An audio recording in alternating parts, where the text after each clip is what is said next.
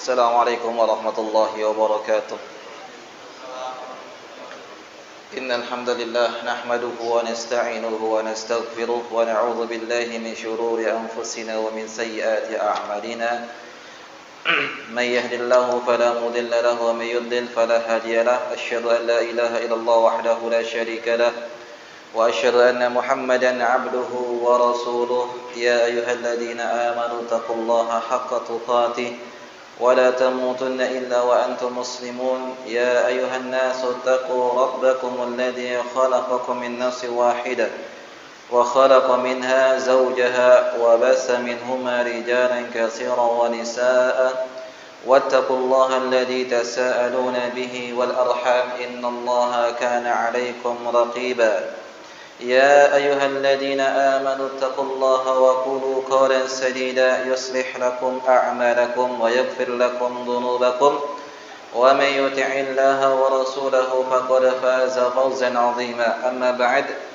فإن أصدق الحديث كتاب الله وخير الهدي هدي محمد صلى الله عليه وسلم وشر الأمور محدثاتها فإن كل محدثة بدعة وكل بدعة ضلالة وكل ضلالة في النار اللهم صل وسلم وبارك على حبيبنا نبينا محمد وعلى آله وصحبه أجمعين. Ma'asal muslimin wal muslimat, hadirin wal hadirat, ikhwani wa akhwati fillah, yang semoga senantiasa diberkahi dan dirahmati Allah Subhanahu wa taala. Alhamdulillah, senantiasa kita memuji, bersyukur kepada Allah Subhanahu wa taala pada malam hari ini kita masih bisa bertemu dan berkumpul untuk belajar ilmu agama, menuntut ilmu, menghilangkan kebodohan yang ada pada diri sendiri dan berusaha untuk menghilangkan kebodohan yang ada pada orang lain. Kita lanjutkan pembahasan kitab Aqidatul Imam Syafi'i kama dawwanaha fi kutubihi aw rawaha anhu talamiduhu.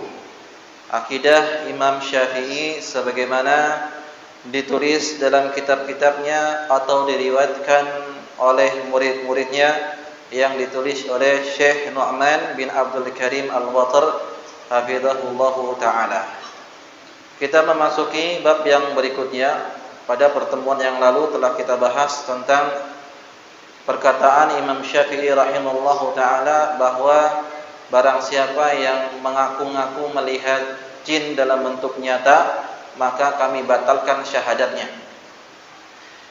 Maksudnya adalah tidak ada seorang pun manusia yang bisa melihat jin dalam bentuk aslinya. Karena Allah Subhanahu wa ta'ala mengatakan innahu yarakum huwa wa qabiluhu min haitsu la tarawnahum. Sesungguhnya mereka itu, jin itu melihat kalian dan kabilah-kabilah mereka melihat kalian di tempat yang kalian tidak bisa melihat mereka. Kemudian sekarang kita masuk ke bab yang berikutnya, ma jaa 'anil Imam Syafi'i rahimahullahu taala fir ruqiyyah wa syurutiha. Yaitu apa yang datang dari Imam Syafi'i rahimahullahu taala tentang ruqiyah dan syarat-syaratnya. Apa yang datang dari Imam Syafi'i rahimahullahu taala tentang ruqyah dan syarat-syaratnya. Ma'asal muslimin wal muslimat rahimani wa rahimakumullah.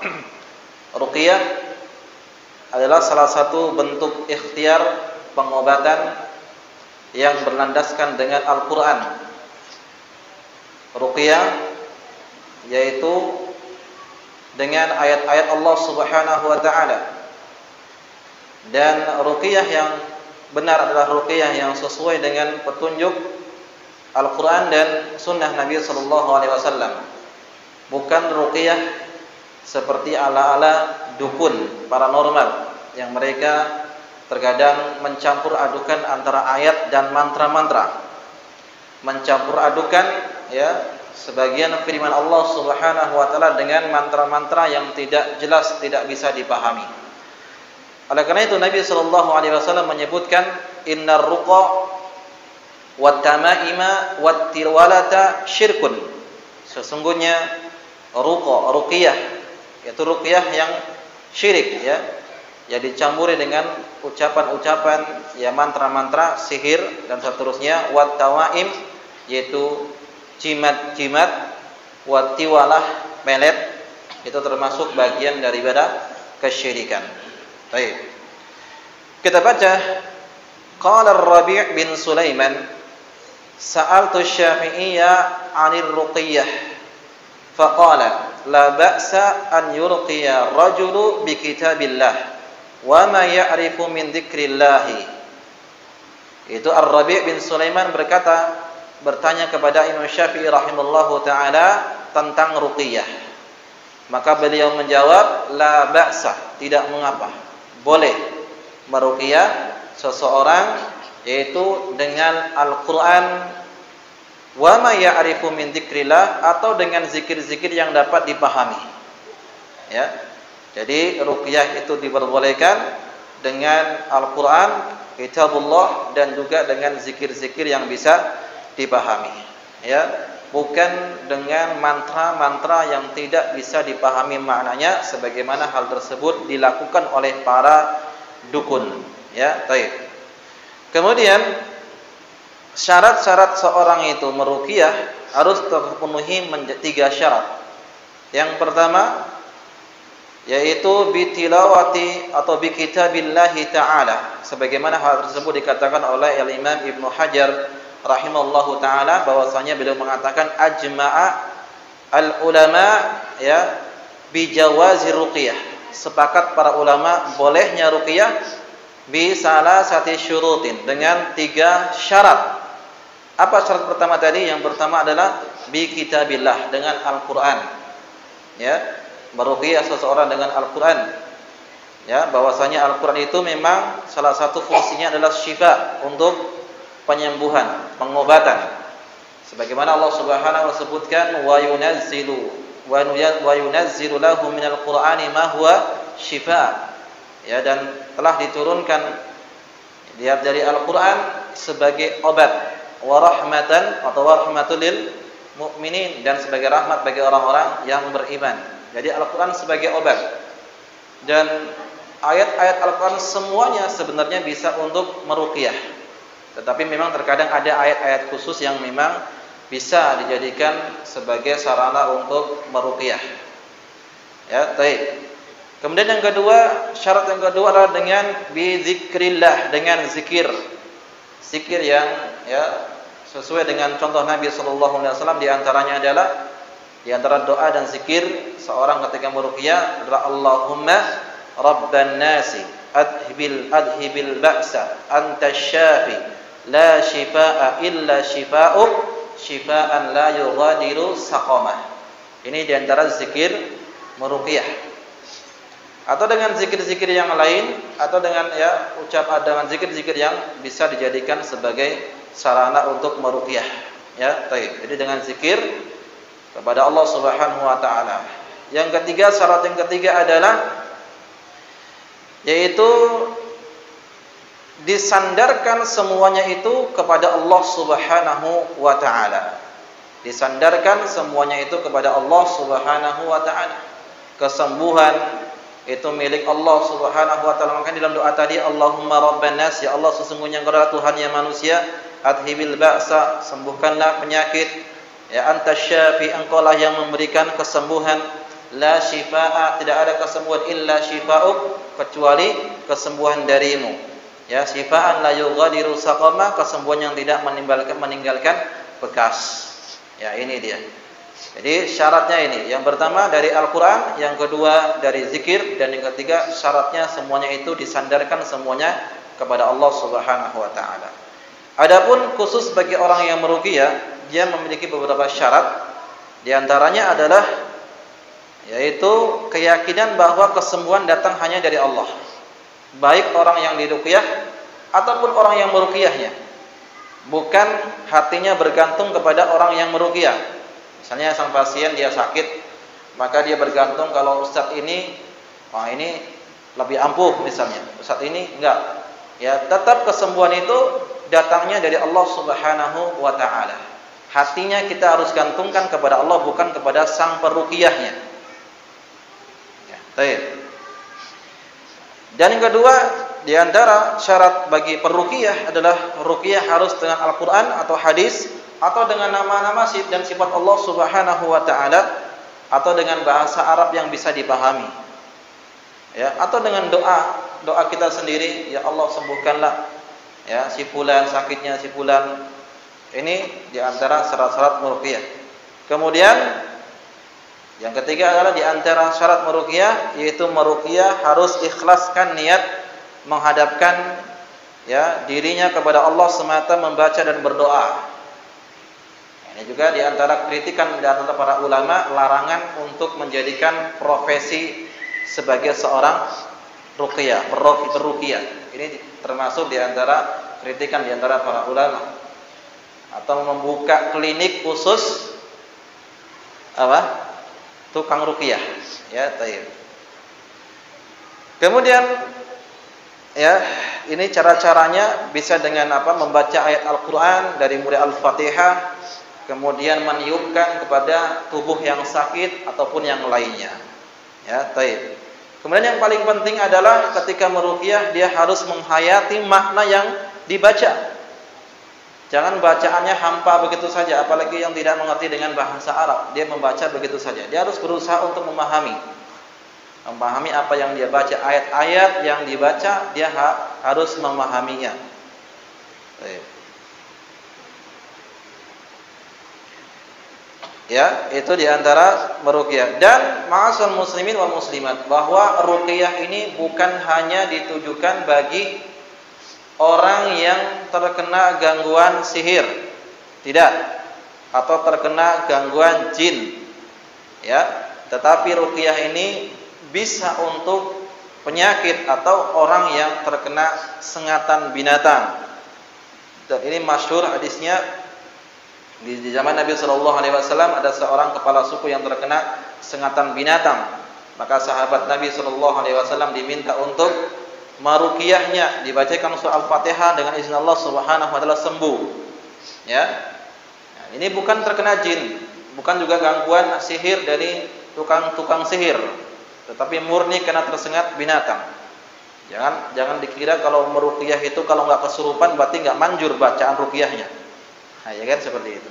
Nah, ini enggak kesurupan berarti enggak manjur. Terkadang di masyarakat kalau ketika di ruqyah kesurupan, berarti ini bacaannya luar biasa, mantap. Bukan seperti itu. Ya, baik. Jadi ruqyah memang untuk pengobatan. Nah, kita bacakan kembali. Kemudian qultu kata Ar-Rabi' bin Sulaiman, ayarqi ahlul kitab al-muslimina, apakah boleh ahlu kitab meruqyah orang Islam? Apakah boleh ahlu kitab meruqyah orang Islam? Faqal, kata Imam Syafi'i rahimahullahu taala, na'am, iya, boleh. Idza raqau bima ya'rifu min kitabillahi au dzikrillahi. Ya, boleh apabila yang meruqyah tersebut dia dari kitabullah, yaitu dari Taurat ataupun ya Injil, atau dengan zikir-zikir yang lain. Faqultu, kata Ar-Rabi' bin Sulaiman berkata lagi, wa mal hujjatu fi dzalik, apa dalilnya wahai Imam Syafi'i bahwasanya bolehnya seorang ahlu kitab itu meruqyah orang Islam, ya? Maka dijawab, qala ghairu hujjatin, dalilnya sangat banyak, bukan cuma satu, kata Imam Syafi'i. Fa amma riwayatu sahibina wa sahibuka wa sahibika fa inna malikan akhbarana. Adapun riwayat dari gurumu dan guru kita Imam Malik telah mengabarkan kepada kita an Yahya bin Sa'id, dari Yahya bin Sa'id, an Imarah binta Abdurrahman, dari Imarah binti Abdurrahman, anna Abu Bakrin dakhala ala Aisyah, pernah suatu hari Abu Bakar menemui Aisyah radhiyallahu taala anha. Wa hiya tashtaki, dia sedang mengeluh sakit. Wa yahudiyah tarqiha, sementara ada di situ seorang wanita Yahudi sedang meruqyahnya. Ya. Faqala Abu Bakar, maka Abu Bakar berkata, irqiha bi kitabillah. Maka ruqyalah Aisyah itu dengan kitabillah, yaitu At-Taurat. Karena orang Yahudi memang dia Taurat kitabnya. Maka faqultu lisyafi'i, aku katakan kepada Imam Syafi'i, fa inna nakrahu ruqyata ahlil kitab, sesungguhnya kami membenci ruqyahnya ahlul kitab. Faqala, dan dia berkata, walima antum tarawna hada an Abi Bakrin wa la a'lamakum tarawna an ghairihi min ashabin Nabi sallallahu alaihi wasallam khilafa. Kenapa engkau tidak suka? Kenapa engkau membencinya? Kata Imam Syafi'i rahimahullahu taala. Ya. Walima antum tarwuna hada an Abi Bakrin wa la a'lamukum tarwuna an ghairihi. Kenapa engkau tidak suka, tidak setuju dengan ruqyahnya orang Yahudi kepada seorang muslim? Tidakkah kau melihat bahwasanya riwayat yang dibawakan oleh Abu Bakar itu, kita tahu bahwasanya Abu Bakar lebih mengetahui, ya. Ya, faqad ahallallahu jalla dzikruhu ta'amu ahlul kitab wa nisa'uhum. Tidakkah kau melihat bahwasanya Allah itu menghalalkan makanannya ahlu kitab dan wanita-wanita mereka? Kalau Allah saja menghalalkan wanita-wanitanya dan makanannya, wa ahsibu ruqyah idza raqa bil kitabillahi mislu hada akham au akham. Maka kata Imam Syafi'i, kalau seandainya ahlu kitab itu boleh dihalalkan makanan dan wanitanya, maka meruqyah itu jauh lebih ringan, kata Imam Syafi'i. Tetapi ma'asal muslimin wal muslimat, ini pendapat adalah pendapat yang lemah. Kenapa? Karena secara sanad adalah sanadnya terputus, yaitu bahwa Amarah binti Abdurrahman itu tidak bertemu dengan Abu Bakar. Ya, sanadnya terputus. Amarah binti Abu Bakar tidak bertemu dengan binti Abdurrahman tidak bertemu dengan Abu Bakar. Ya, ini yang lebih sahih. Karena tidak mungkin, bagaimana mungkin ahlu kitab itu yang kafir kepada Allah Subhanahu wa taala dia meruqyah orang yang beriman. Sementara di antara syarat meruqyah adalah dia harus menisbatkan semuanya itu kepada Allah Subhanahu wa taala. Ini jawaban yang pendapat yang rajih. Adapun beliau berhujjah dengan ijtihadnya, maka sah-sah saja, tetapi ya kita harus tahu pendapat yang lebih rajih, yang benar. Baik. Dan yang perlu diketahui bahwasanya tidak ada poliklinik ruqyah, ya. Tidak ada seorang misalnya pekerjaannya di KTP apa, misalnya karyawan gitu, guru. Ini pekerjaannya apa? Nah, peruqyah, apa namanya? Roqi, ya. Ruqyah, enggak ada, enggak boleh. Adapun mengambil upah dari ruqyah, maka hal tersebut boleh, tetapi tidak boleh jadikan sebagai profesi. Dalilnya jelas ketika sahabat tadi yang meruqyah kepala suku yang terkena sengatan binatang, maka diberikan hadiah, ya, berikan hadiah dan diterima oleh sahabat tersebut. Ya, maka ini diperbolehkan, tetapi tidak boleh menjadikan sebagai profesi. Kemudian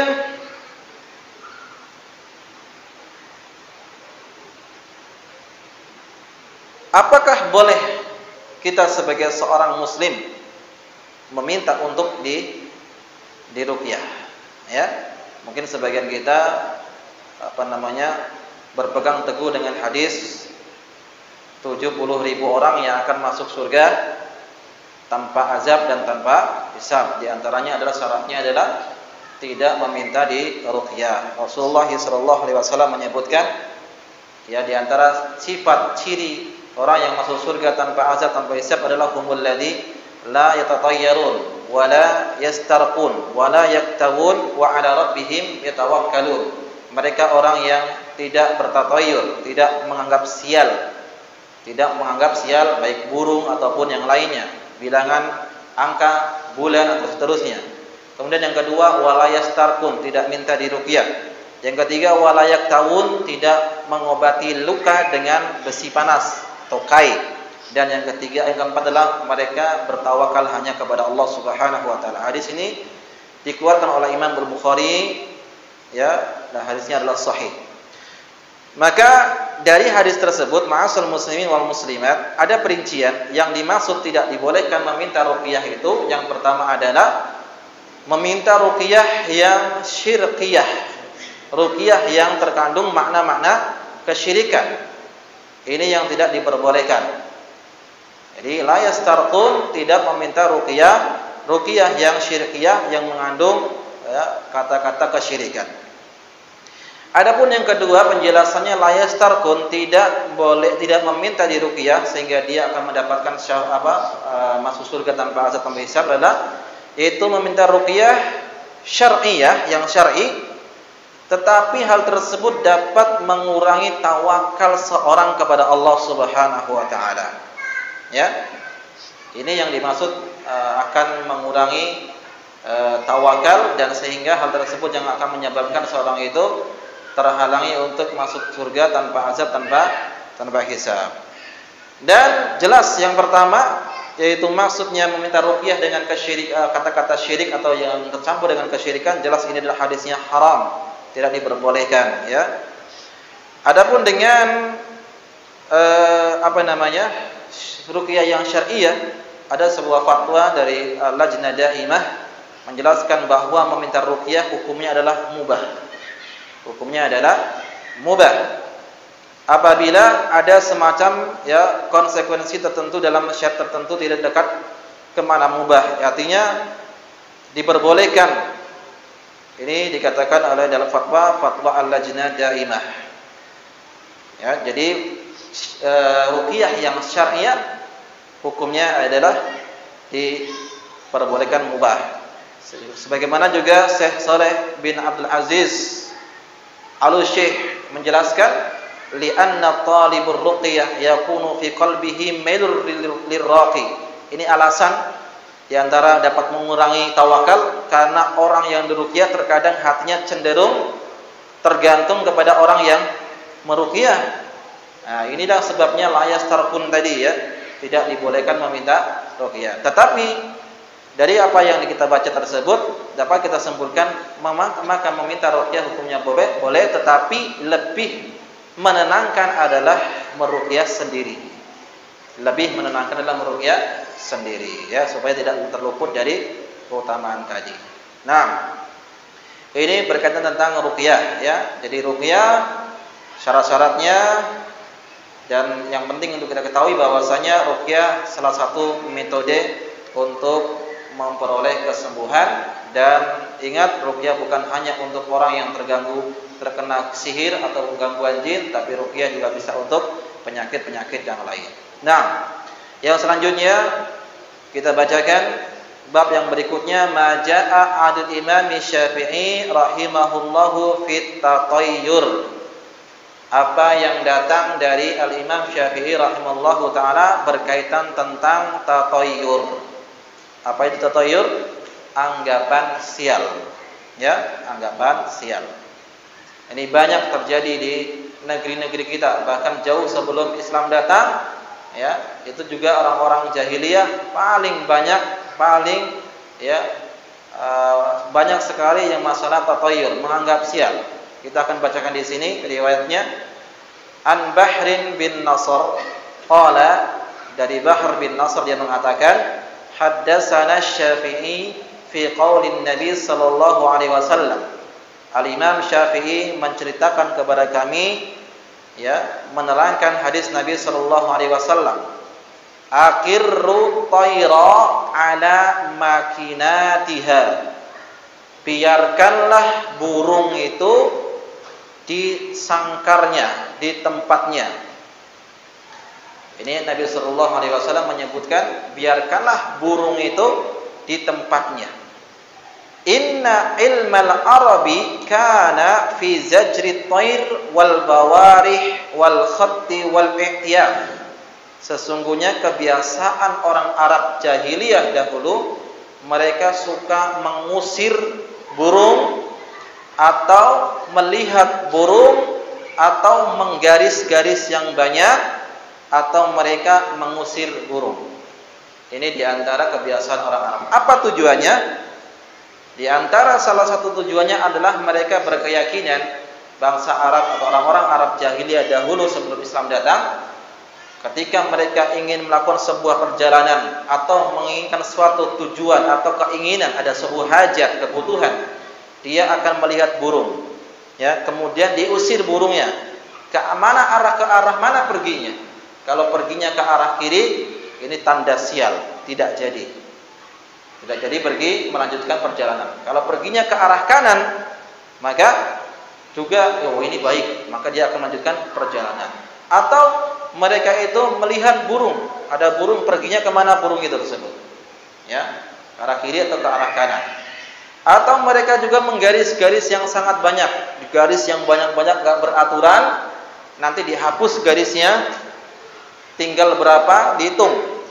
Kalau ada jumlahnya ganjil, berarti tanda sial, nggak jadi menikahkan putrinya atau anaknya, atau nggak jadi melaksanakan perjalanan. Ini kalau otaknya sudah rusak, sudah terkena virus tatoyur, merasa anggapan sial dengan itu, semuanya bisa dijadikan sebagai alasan. Melihat ada burung hantu di atas rumah, ini orang pasti akan terkena musibah, ya. Ada kupu-kupu masuk ke dalam rumah, sebentar lagi akan datang tamu, ya. Atau ada burung perenjak, ya, yang bunyinya banyak itu, kemudian di samping rumah terus, sebentar lagi akan datang tamu yang istimewa. Ini semua adalah anggapan sial atau ya tatoyur. Wa kana ahaduhum idza ghada min manzilihi yuridu amran nadara awwala ta'irin yarahu. Mereka orang Arab ketika ingin keluar dari rumahnya, menginginkan sesuatu perkara, ya, kebutuhan, mereka akan lihat kepada burung yang pertama dia lihat. Fa in sabaha an yasarihi faqtala an yaminihi qala hada tairul ayamin famadha fi hajatihi. Kalau dia melihat burungnya dari arah kiri menuju kanan, berarti ini namanya tairul ayamin, burung kanan, tanda baik. Maka dia melanjutkan perjalanan. Ini kebiasaan orang-orang Arab jahiliyah dahulu. Wa in sabaha an yaminihi famarra an yasarihi qala hada tairul asyaim faraja'a. Kalau dia melihat burung itu ternyata terbangnya dari arah kanan ke kiri, maka disebut dengan tairul asyaim. Ini burung kiri atau tanda kesialan, nggak jadi dia berangkat. Kalau di daerah kita, apa namanya itu? Sama biasanya, sebagian keyakinan di daerah kita masih banyak mencocok-cocokkan tanggal lahir. Ya, tanggal lahirnya si fulan ini hari apa? Ya, terus harinya kalau bahasa Jawanya hari apa? Ada apa namanya? Senin manis, Senin apa gitu kan ya? Dicocokkan dengan calonnya. Oh, ini nggak cocok ini, kalau menikah nanti bakalan apa? Nggak langgeng, akan berantakan keluarganya, akan terjadi gini seterusnya. Ini namanya juga sama dengan ini, hampir sama. Ya, baik. Menganggap sial dengan angka, dengan bulan Syuro misalnya, bulan Muharram.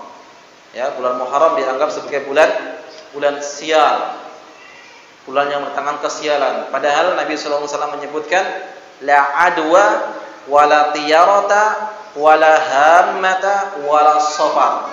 Tidak ada penyakit yang menular dengan sendirinya, tidak ada tatoyur, anggapan sial terhadap burung, ya, tidak ada burung hantu yang mendatangkan kesialan, dan tidak ada bulan safar yang mendatangkan kesialan. Sama dengan bulan Muharram, ya.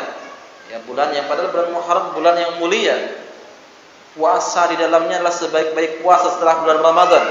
Afdhalus siyami ba'da Ramadan syahrullahil Muharram. Sebaik-baik puasa di setelah bulan Ramadan adalah bulannya Allah, itu bulan Muharram. Tetapi sebagian kaum muslimin menganggap bulan itu adalah bulan yang sial. Mereka tidak mau menikahkan anak-anaknya di bulan tersebut. Ini termasuk kesyirikan, ya. Kenapa? Nabi SAW menyebutkan atiyaratu syirkun. Ya, menganggap sial sesuatu kesyirikan, menganggap sial itu adalah bagian dari kesyirikan. Kenapa? kalau dia menganggap sesuatu itu dapat mendatangkan kesialan, berarti ada di sana zat yang bisa mendatangkan manfaat dan mudarat selain Allah Subhanahu wa taala.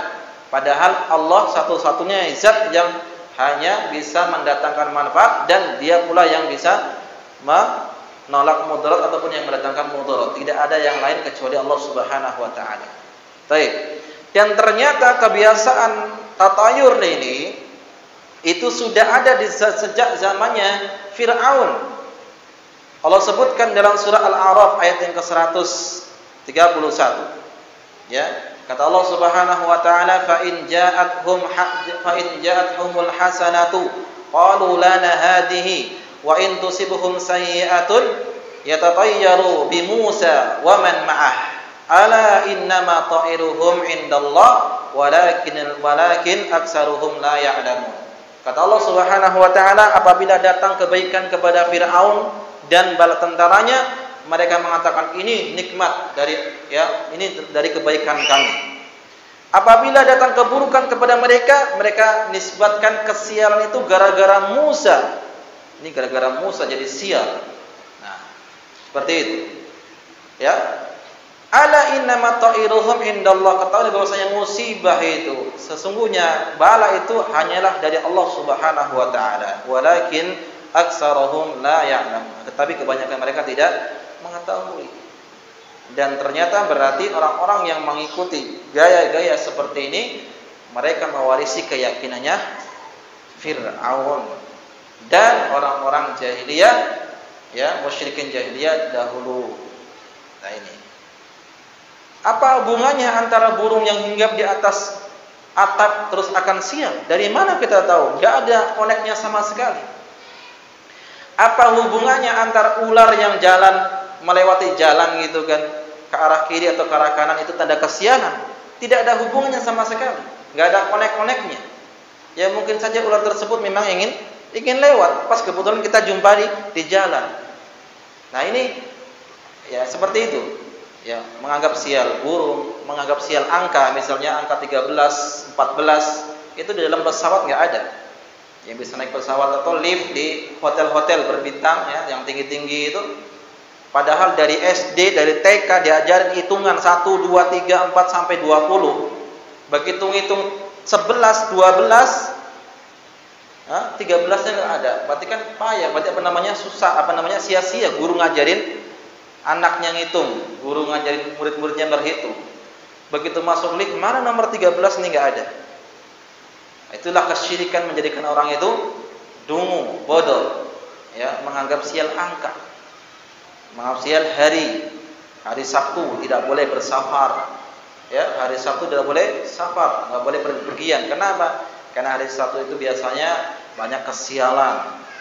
Ada juga keyakinan kalau ada orang yang meninggal di hari Sabtu nanti akan mencari korban berikutnya. Nah, itu keyakinan seperti itu ada. Luar biasa, ini termasuk ya hal-hal yang memang diingkar oleh Nabi sallallahu alaihi wasallam, bahkan termasuk kesyirikan. Wa qala al-Khati'ah yamdahu Abu Musa al-Asy'ari. Ada seorang memuji Abu Musa al-Asy'ari radhiyallahu taala anhu. Kata beliau, dia bersyair, lam yazjar tayra in marrat bihi sanha wala yufidu ala qasami bi azlam. Yaitu Abu Musa tidak pernah ketika keluar rumahnya melewati sebuah jalan mengusir burung. Wala yufidu ala qasami bi azlam, dan tidak pula mengundi nasibnya dengan anak panah. Sama kalau mau keluar diambil dulu anak panahnya. Keluar ada tulisan lanjut, tidak gitu kan. Kalau diambil ternyata tidak lanjut, nggak jadi berangkat. Was-was. Ya. Ini dia. Atau misalnya was-was atau tatayur itu mendengar suara. Orang musafir sudah kemas-kemas koper tiba-tiba dengan suara aneh. Ini pertanda apa ini? Jangan-jangan nanti di sana ada gini-gini. Ya, enggak ada hubungannya. Kalau antum sudah bertekad untuk melakukan sesuatu, fatawakkal 'ala Allah. Fa idza azamta fatawakkal 'ala Allah. Ya. Kemudian yakni annahu salaka tariqal Islam fi tawakkuli 'ala Allah Ta'ala wa tarka zajri thair. Abu Musa al-Asy'ari adalah sahabat yang betul-betul berjalan di atas Islam dalam bertawakal kepada Allah Subhanahu wa taala, dan beliau tidak pernah mengusir burung untuk melihat ke arah mana perginya. Ya. Dan juga termasuk di bagian antara menganggap sial adalah ketika seorang itu melihat ada orang cacat misalnya ya. Oh, kamu jangan lihat orang itu, nanti ketularan anakmu.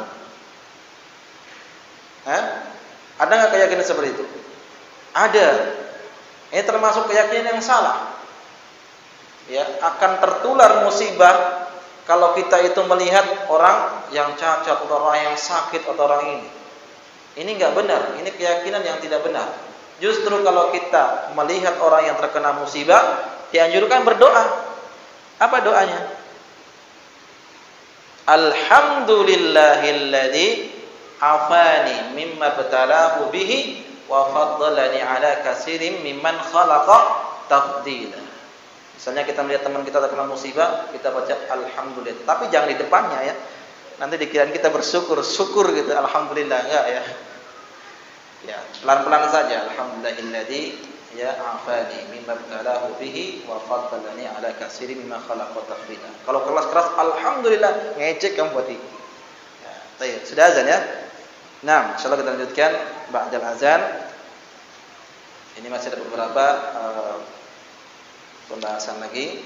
Wassallallahu alaihi Muhammad wa ala alihi ajma'in wa akhiru alhamdulillahi rabbil alamin. Bismillahirrahmanirrahim. Warahmatullahi wabarakatuh. Alhamdulillah wassalatu wassalamu ala Rasulillah wa ala alihi wa man wala wa la haula wa la quwwata illa billah. Ikhwani wa akhwati fillah kaum muslimin muslimat rahimani wa rahimakumullah. Kita lanjutkan kembali pembahasan kitab Aqidah Imam Syafi'i rahimahullahu taala berkaitan tentang tatayyur. Dan di antara juga bentuk merasa sial, dan ini suatu kesalahan jika seorang melihat ada orang lain yang terkena cacat atau musibah lalu dia merasa akan tertular ya atau terkena hal yang semisal, maka ini juga keyakinan dan anggapan yang tidak dibenarkan. Seharusnya di antara petunjuk Nabi sallallahu alaihi wasallam adalah kita dengan berdoa. Di antara doa yang semestinya untuk kita baca ketika kita melihat orang yang tertimpa musibah atau orang yang terkena penyakit atau yang lain, sebuah musibah, kita berdoa, alhamdulillahilladzi afani mimma batalahu bihi wa faddalani ala katsirin mimman khalaqa tafdila. Dengan demikian, bila seorang membaca doa ini ketika dia melihat orang lain terkena musibah, maka Allah akan jauhkan dia dari musibah yang sama. Ya, baik. Bukan dengan ucapan ucapan jabang bayi atau ucapan apa gitu. Tidak, tapi ini ucapan doa, ya. Baik. Dan wa qala ba'du syu'ara al-arab yamdahu nafsahu. Dan sebagian pensyair atau penyair orang-orang Arab dahulu mereka memuji dirinya seraya mengatakan wala ana mimman yajjaru tayra hammahu asaha ghurabun am ta'rada sa'lahu. Saya bukanlah termasuk orang yang mengusir burung ya agar dia pergi, maksudnya tatayur tadi ya, lihat ke arah perginya kemana. Asaha ghurabun am ta'rada sa'lahu, atau suara-suara burung gagak ataupun ya suara-suara musang. Ya, ini kalau ada suara rubah, tahu rubah ya? Sa'lab musang ya, rubah. Baik. Kalau ada suara burung ini nanti akan seperti ini. Kalau dulu waktu kecil saya ditakut-takuti itu, kalau ada suara burung gagak siang-siang, ada orang yang meninggal. Kalau keluarnya ada 3, oh berarti dari RK3.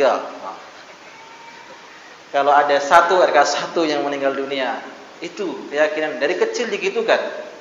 Maka alhamdulillah Allah berikan kita hidayah. Ternyata itu keyakinan yang sangat bertentangan dengan agama kita. Bahkan termasuk bentuk daripada kesyirikan. Terkadang itu ketika kecil diajarnya seperti itu, sampai dia besar, sampai tua akan menempel keyakinan itu, kecuali orang-orang yang telah diberi hidayah oleh Allah Subhanahu wa taala. Misalnya tangan kita gatal, kedutan gitu ya. wah, sebentar lagi kita akan dapat duit nih. Itu syaitan bermain ya, karena syaitan itu berjalan di anggota tubuh manusia, mengalir di darah-darah manusia. Ya, itu bisa jadi tipu daya syaitan supaya memang menyesatkan keyakinan manusia dari jalan yang benar, sehingga dibuatlah garuk, dibuatlah akhirnya gatal atau berkedut. Sebelah matanya kedutan mau menangis misalnya. Ya, ini termasuk juga tatayur, tidak ada hubungan sama sekali. Kan la arabu fil jahiliyati idza lam yara tayran sabihan fara'a ta'iran fi bakrihi harakahu min wikrihi liyatira. Adalah orang-orang jahiliyah dahulu ketika mereka mau pergi ke suatu tempat tidak melihat ada burung yang terbang, mereka cari-cari burung. Apa? Diusir dari sangkarnya supaya terbang kemana perginya. Nah, ini kan mengganggu burung ya. Padahal kita diperintahkan untuk rahmat lil bahaim, berkasih sayang kepada binatang. Ada seorang wanita yang masuk surga gara-gara seekor binatang. Ya, ada seorang yang masuk surga gara-gara seekor binatang. Demikian pula ada juga seorang gara-gara binatang masuk ke dalam neraka. Ini dia. Maka Islam sangat luar biasa. Jangankan manusia, burung saja dijaga kenyamanannya. Ini kalau dia mengganggu orang lain ya dengan suara-suara atau musik-musik di rumahnya, tetangganya, ini jauh dari akhlak Islam yang sebenarnya. Burung saja dibiarkan, suruh dibiarkan. Apa kata Nabi SAW? Akirru tayra ala amaka makinatiha. Itu biarkan burung itu tetap di tempatnya, di sarangnya, jangan diusir. Ya, orang-orang Arab dahulu seperti itu. Fayanduru, akan melihat asalaka lahu tariqul asyaim au tariqul ayamin. Apakah burung itu jalan ke arah kanan atau jalan ke arah kiri? Nah, fayushbihu an yakuna qaulan Nabi sallallahu alaihi wasallam, maka Nabi SAW juga mengatakan hal tersebut, akirru tayra ala makinatiha. Biarkan burung itu tetap di tempatnya. Ai alla tuharrikuha, jangan diusir. Jangan suruh terbang. Fa inna man ya'taqiduna wa ma yahmaluna bihi minat tayrati la tasna' syai'an. Sesungguhnya siapa yang berkeyakinan seperti itu atau melakukan amalan tiarah, sesungguhnya tidak ada pengaruhnya sama sekali. Wa inna ma yasna' fima yuwajjihuna lahu qada'allahu azza wa jalla. Sesungguhnya yang berpengaruh itu adalah ketetapan takdir Allah Subhanahu wa taala. Ya. Ya, kalau Allah berkehendak, Allah menjadikan seorang itu celaka, ya sudah, tidak ada yang bisa menahannya, tidak ada yang bisa menolongnya. Ya, baik. Jadi yang perlu kita perhatikan, musibah apapun yang terjadi itu dengan izin Allah, bukan gara-gara ada seekor burung, bukan gara-gara ada nanti suara-suara burung gagak atau yang lainnya. Tidak ada pengaruh sama sekali, ya. Wa qad su'ila an-nabiy sallallahu alaihi wasallam anit tiyarah. Nabi SAW ditanya tentang tiyarah, tentang anggapan sial tadi ya. Faqala Nabi sallallahu alaihi wasallam bersabda, "Innama dzalika syai'un yajiduhu ahadukum fi nafsihi." Sesungguhnya itu adalah bisikan-bisikan dalam hati kalian sendiri. Was-was, ya. Bisikan-bisikan dalam ini, jangan-jangan enggak ada apa-apa sebenarnya. Fala yasuddannakum, janganlah hal tersebut menghalangi kalian untuk melakukan hal tertentu. Ya, mau safar, pergi ke Jakarta misalnya, bermimpi, mimpi yang aneh. Jangan takut, bismillah, tawakkaltu 'ala Allah, la haula wala quwata illa billah. Ini di antara doa keluar rumah, tawakal kepada Allah. Ya, seterusnya. Atau melihat ada burung ini, burung itu, hari ini, hari itu, semuanya hari itu baik, tidak ada yang jelek. Ini saya masih ingat terkadang ya nasihat orang tua dulu, jangan pergi safar di hari Selasa. Nanti ya bahaya, banyak musibah. Maka untuk membantah keyakinannya, saya safar di hari Selasa. Jangan menikah ya misalnya di bulan Ramadan. Untuk membantah keyakinannya, saya menikah di bulan Ramadan. Ya, jangan menyunati, jangan mengkhitan anak ketika di bulan Ramadan. Saya untuk membantah keyakinannya saya mensunati atau mengikhtiarkan adik saya di bulan Ramadan dan seterusnya. Itu untuk membantah keyakinan mereka. Tetapi memang terkadang kalau sudah masuk ke dalam hati payah untuk menghilangkannya. Itu syubhat, keyakinan, kerancuan pemikiran dan tatayur ini paling payah untuk dihilangkan, terlebih lagi sudah menancap terpatri dengan kuat di dalam hati seseorang. Maka kita berdoa kepada Allah ya untuk dihindarkan dari segala bentuk kesyirikan. Allahumma inni a'udzubika min an usyraka bika wa ana a'lamu wa astaghfiruka lima la a'lam. Ini doanya. Ya Allah, aku memohon kepadamu dari syirik yang aku ketahui atau dari syirik yang tidak aku ketahui. Terkadang seorang tidak tahu ternyata kesyirikan dan seterusnya. Baik. Bab yang berikutnya maja'a Imam Syafi'i rahimallahu fil istiqa' bin nujum. Yaitu perkataan Imam Syafi'i rahimallahu taala tentang berkaitan tentang istiqa' bin nujum, yaitu menisbatkan turunnya hujan kepada bintang-bintang tertentu. Ya, menisbatkan turunnya hujan terhadap atau kepada bintang-bintang tertentu. Istiqa' bin nujum. Kita bacakan riwayatnya di sini. Qala Ar-Rabi' bin Sulaiman, qala Syafi'i. Ar-Rabi' bin Sulaiman berkata, Imam Syafi'i rahimahullahu taala berkata, rahimahullahu taala akhbarana an Malik, telah menceritakan kepada kami dari Malik, an Salih bin Kaisan, dari Salih bin Kaisan, an Ubaidillah bin Abdullah bin Utbah bin Mas'ud, an Zaid bin Khalid al-Juhani. Ini secara sanadnya. Qala, dia mengatakan, shalla bina Rasulullah sallallahu alaihi wasallam. Suatu hari Rasul pernah mengimami kami salat. Kalau shalla bina berarti yang menjadi imam Rasul. Ya. Kalau shalla ma'a berarti dia menjadi makmum. Ya, biasa bahasa Arab itu beda hurufnya, beda arti. Kalau shalla bina berarti menjadi imam. Ya, shalla bi. Kalau shalla ma'a menjadi makmum. Jadi antum kalau nyuruh orang, nyuruh Ustaz sholli ma'ana, artinya apa artinya? Salat bersama kami. Jadi makmum. Ya, tapi kalau sholli bina, jadi imam. Jangan salah perintah ya. Baik. Nah, kata Al-Farai ini, Zaid bin Khalid al-Juhani, shalla bina Rasulullah sallallahu alaihi wasallam. Suatu hari Nabi pernah salat bersama kami menjadi imam as-subha, salat subuh, bil Hudaybiyah, di tempat yang namanya Hudaybiyah, fi isri sama'in kanat minal lail, yaitu salat di pagi hari di subuh menjadi imam yang mana malam itu telah turun hujan. Ya, selesai turun hujan. Falamma insarafa aqbala 'alan nas. Setelah selesai salat, beliau menghadap ke manusia, ke jamaah. Ini di antara sunnah ajaran Nabi sallallahu alaihi wasallam, ketika selesai salat maka sang imam berbalik arah menghadap ke makmum. Ini jelas aqbala 'alan nas, menghadap ke manusia. Faqala, Nabi mengatakan, hal tadruna madza qala rabbukum? Tahukah kalian wahai para sahabat apa yang dikatakan oleh Rabb kalian? Qalu, para sahabat berkata, Allahu wa rasuluhu a'lam. Allah dan Rasulnya lebih tahu. Qala, Rasul berkata, qala asbaha min ibadi mu'minun bi wa kafirun. Kata Allah Subhanahu wa taala, pagi hari ini ada di antara hamba-hambaku yang beriman kepadaku dan ada yang kafir. Fa amma man qala mutirna bi fadlillahi wa rahmati fadzalika mu'minun bi kafirun bil kawakib.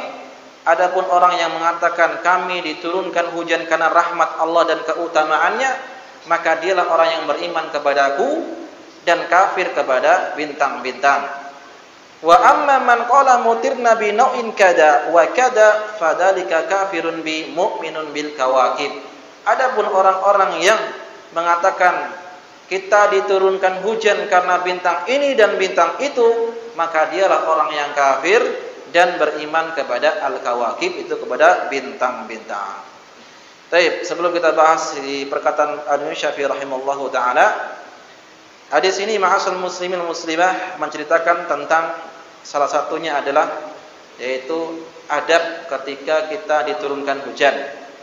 Apa adabnya? Kita berdoa kepada Allah, Allahumma shayban nafi'an. Setelah turun hujan, kita membaca mutirna bi fadlillahi wa rahmati. Sebagaimana ya Allah Subhanahu wa taala dalam hadis ini, man qala mutirna bi fadlillahi wa rahmati. Kita artinya kita diturunkan hujan karena rahmat dan karunia Allah Subhanahu wa taala. Ini. Jadi menisbatkan hujan, ya Allah yang menisbatkan hujan, bukan karena bintang ini dan bintang itu. Tapi terkait masalah bintang ini ada dua pembagian ilmu perbintangan, at-tanjim, ya, itu ada dua. Yang diperbolehkan dan yang tidak diperbolehkan. Yang tidak diperbolehkan itu disebut dengan ilmu taksir. Ilmu taksir, pengaruh bintang A, pengaruh bintang B. Adapun yang diperbolehkan adalah ilmu tasyir. Beda sedikit. Taksir sama tasyir. Tasyir itu adalah ilmu tentang astronomi, perbintangan, ya, sesuai dengan tajribah. Tajribah itu adalah pengalaman dengan percobaan dan seterusnya, itu astronomi. Baik, adapun ilmu yang taksir perbintangan tadi yang tidak diperbolehkan ada 3 pembagian. Yang pertama, meyakini bintang itulah yang menurunkan hujan. Makanya ada orang-orang yang menyembah, ya, di antaranya menyembah bintang, benda-benda langit. Kalau ada orang yang meyakini hujan bintang itulah yang menurunkan hujan, maka terjatuh kepada syirik akbar, menyebabkan seorang itu bisa keluar dari Islam, kufur besar. Yang pertama. Adapun yang kedua, dan termasuk hal yang dilarang, taksir, ilmu taksir adalah kalau dia berkeyakinan seperti zaman-zaman kita masih muda itu, ada namanya ilmu apa? Perbintangan, zodiak. Tahu zodiak? Ya. Scorpio, apa? Cancer, Sagittarius, apa lagi? Hah? Yang hafal nih, yang biasa pakai nih. Apa itu? Menerka, meramal tentang nasib seseorang, watak seseorang. Kalau Scorpio nggak boleh nikah dengan ini, nanti akan jadi berantakan. Wah, ini biasa dipakai zaman-zaman dahulu. Ya, ini termasuk juga hal yang dilarang. Bintang kamu apa? Cancer. Oh, kamu nggak cocok dengan ini. Lahirnya di bulan apa? Bulan ini. Nah, itu termasuk ya ramalan nasib tentang asmara, tentang kelahiran, tentang segala macam ya nasibnya, ini termasuk juga hal yang dilarang. Kemudian yang ketiga, taksir, ilmu taksir yang dilarang juga adalah menisbatkan turunnya hujan kepada bintang tertentu, tapi dia masih meyakini Allah yang menurunkan. Ini Allah yang menurunkan hujan, tapi karena itu loh, ada itu jadinya turun hujan. Maka juga termasuk ya kesyirikan, tapi tidak mengeluarkan seorang dari Islam, syirik asghar. Karena dia masih meyakini Allah yang menurunkan hujan, hanya sebabnya dia. Baik. Adapun at-taksir, tasyir, ilmu perbintangan, astronomi, maka ini diperbolehkan. Salah satunya adalah untuk apa? Untuk melihat arah kiblat, untuk melihat kalau di lautan misalnya ke arah mana, timur, barat atau selatan. Ini diperbolehkan.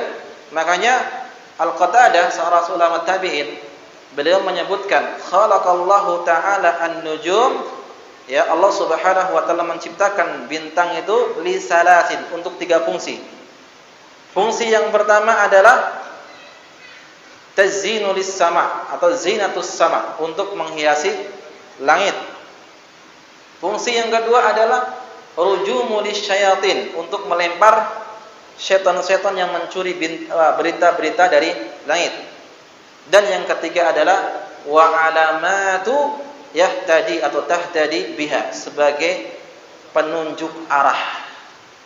Ini fungsi bintang di langit. Makanya Allah Subhanahu wa taala berkata dalam surat Al-Mulk, apa kata Allah? Wa laqad zayyana as-samaa'a ad-dunya bimasabiha wa ja'alnaha rujuman lisyayatin. Sungguh telah kami menjadikan langit itu ada perhiasannya, masabih, ya, yang bersinar. Apa itu? Bintang-bintang. Terus apa lagi?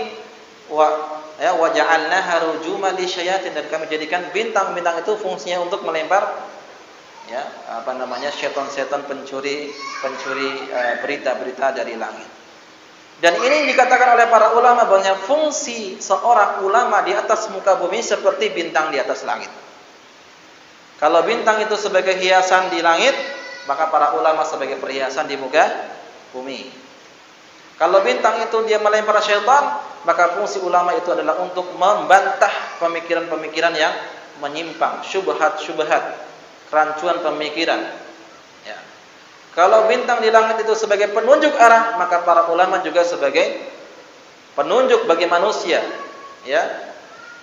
Kata Allah Subhanahu wa taala tentang bintang sebagai penunjuk arah dalam surah An-Nahl ayat ke-16, wa bin najmi hum yahtadun. Dengan bintang-bintang mereka dapat mengambil petunjuk. Artinya petunjuk arah. Ini fungsi bintang dan ini diperbolehkan. Yang tadi yang pertama tidak diperbolehkan kalau menganggap turunnya hujan itu melalui bintang ini dan bintang itu. Adapun penjelasan yang berikutnya ini agak lumayan panjang, mungkin tidak kita selesaikan. Insyaallah pembahasan masalah perbintangan ini kita akan bahas di setelah Syawal. Insyaallah taala semoga Allah pertemuan kita kembali. Ya, kita cukupkan sampai di sini pertemuan kita tentang akidah Imam Syafi'i rahimallahu taala.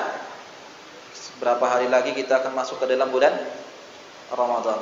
Ya, harum-harumnya bulan Ramadan sudah tercium di hidung-hidung kita. Merasa kalau ada orang baca Quran ternyata sudah seolah-olah dekat dengan seperti bulan Ramadan. Ya, sore-sore ada orang mengaji seperti seorang orang mau berbuka puasa dan seterusnya. Ini menandakan bahwasanya dekatnya kita dengan bulan Ramadan.